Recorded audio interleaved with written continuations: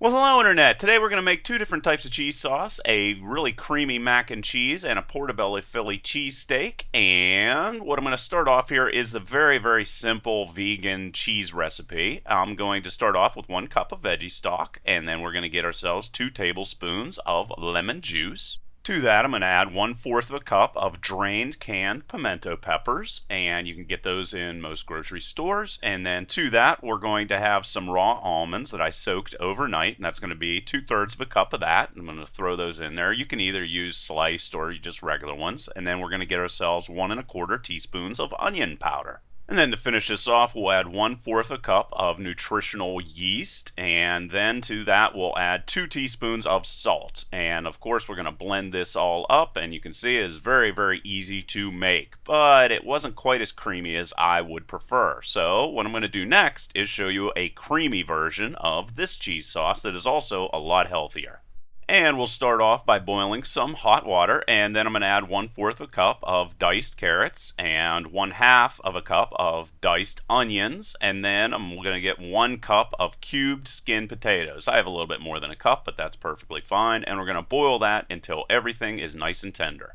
This is actually a failed potato soup recipe that ended up being a dream come true, because this is absolutely amazing. One of my favorite things ever. So we're going to add our veggies, then we're going to get ourselves a 1/2 cup of cashews that we soaked overnight, and we're going to add those also to the blender. And then we're going to get ourselves some nutritional yeast again. And we're going to use a lot less nutritional yeast. I'm going to use about 2 to 2.5 tablespoons of nutritional yeast. This is going to depend on taste. And then I'm going to get myself some light non-dairy milk. I'm going to add 1/4 of a cup of that to the pan. That's going to be pretty much the only liquid we're going to be adding, except we're going to add some lemon juice, 1 tablespoon. That cuts down on the cashew taste. And then 1 teaspoon of salt.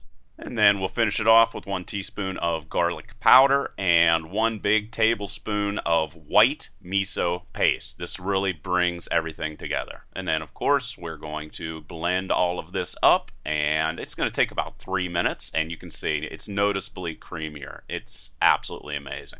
I really dare anybody to say that this doesn't taste like macaroni and cheese. It's quite a happy accident, so go and make a lot of mistakes whenever you're making recipes, because this turned out really good, and very often that's the way I find all of my favorite recipes. And now I'm going to make myself a portobello Philly cheesesteak, and I'm going to start off by putting about 1/4 of a cup of water in a really hot pan, and then I'm going to add right around 4 sliced portobello mushrooms into the pan. Then I'm going to add 1 pinch of salt, and that's just going to help get all the water out of the mushrooms so that they look really good. And you're going to cook these for about 4 to 5 minutes, depending upon your heat of your pan, and it's basically going to be done when they look exactly like this. Now we're going to add some seasonings. I'm going to get myself a 1/2 of a teaspoon of liquid smoke, and then to that I'm going to add 1 tablespoon of liquid aminos or soy sauce or what have you.